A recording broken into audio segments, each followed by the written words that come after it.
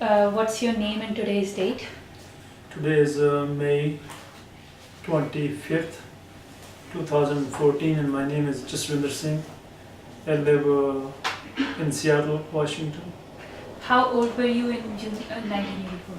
I was 13 years old. Okay. What was your occupation? I was just going to school actually at that time. Okay. Where were you in June 1984? I was in my village in Freeport. Okay.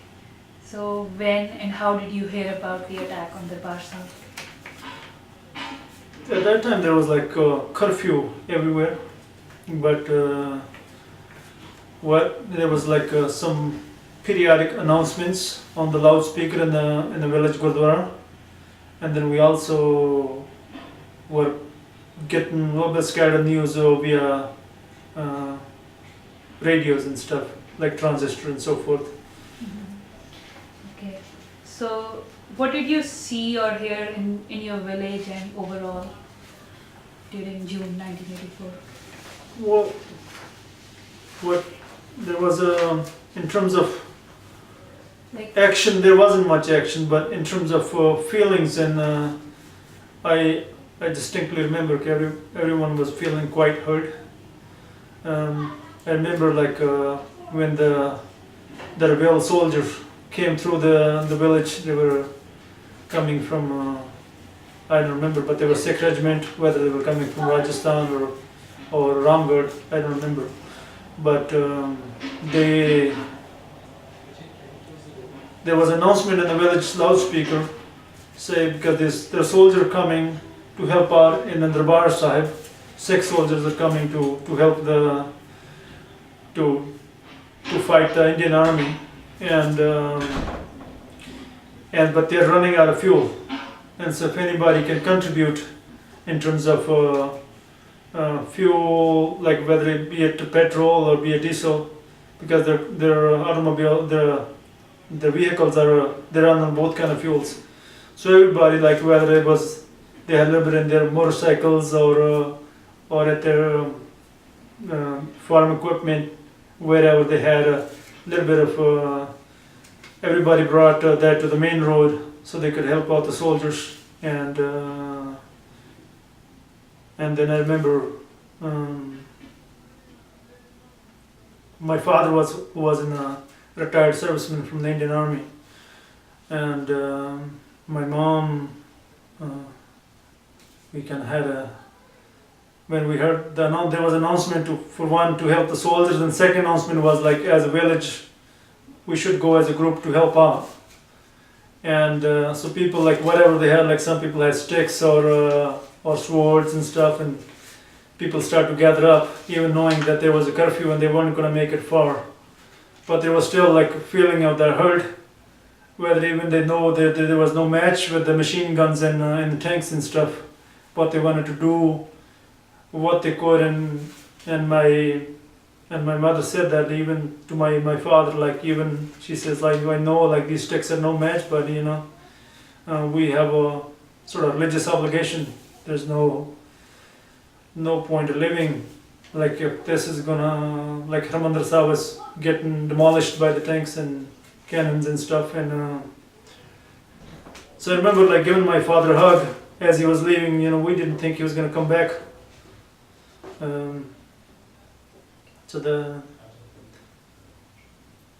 But I guess I was one of the fortunate ones that my father came back a couple of days later.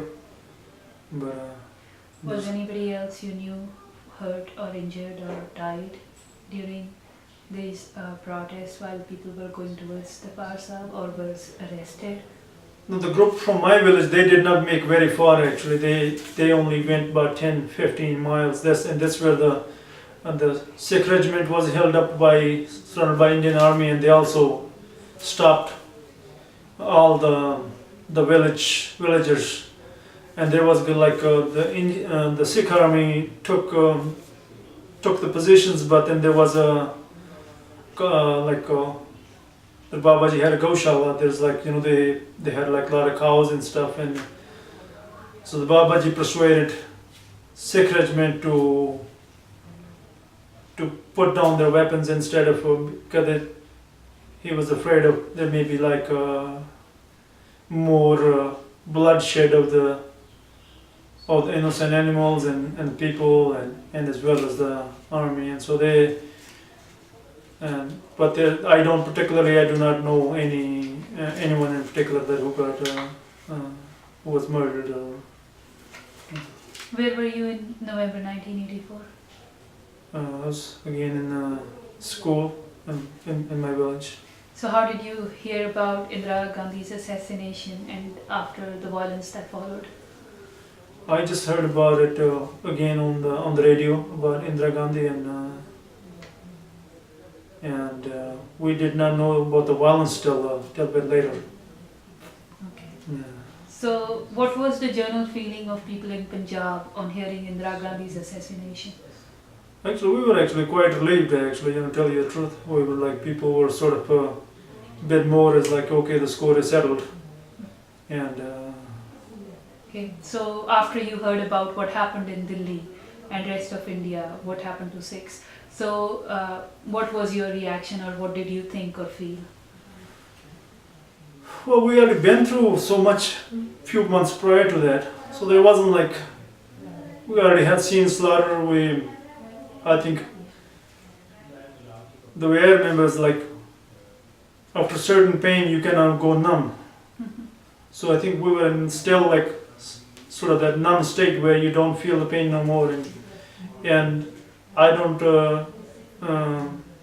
remember like that the November part was any more painful than June, even though I did not personally experience neither one.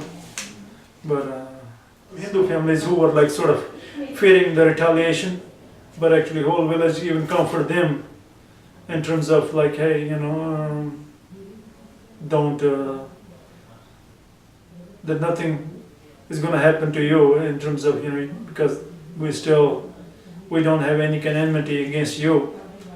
What's happened in Delhi and what happened to Sikhs in Delhi or elsewhere in India, because they were kind of afraid for their lives since Sikhs were getting slaughtered everywhere else, and they kind of had to feel where they want to kind of depart and go to like Haryana and places like Delhi, but the neighbors because there was a couple of Hindu families, they were like only 3 houses away from us, and we all sort of went over and comforted them as well. Okay, have you spoken about this violence to anyone since 1984? Just maybe in general, like among friends among friends, maybe we had a discussion here and there, but nothing particularly on any kind of channel. Okay, so